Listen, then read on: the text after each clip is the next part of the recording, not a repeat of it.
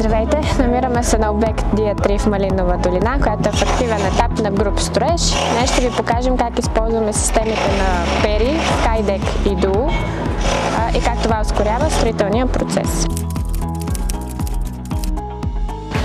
При Dia3 имаме значителен обем вертикали и повторяемост на плочата, затова се спряхме за системата Duo за стени и шайби и на системата SkyDeck за плочи. Това ни дава оптимален цикъл и независимост от ползването на кран.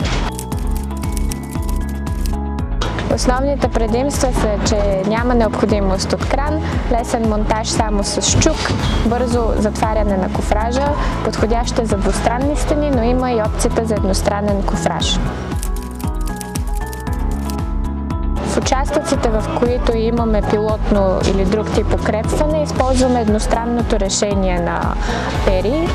В другите аспекти на грубия строеж на сутеренните стени използваме двустранното решение с шпилки. Основното предимство на SkyDeck е скоростта. Позволява ни ранно декофриране, благодарение на ранното освобождаване на панелите. Подпорите остават, но комплектът от панели може да се освободи и използва на горен етаж. Предимствата са по-малко комплекти, по-ниски разходи, по-бърз оборот на материала и оптимизация на сроковете.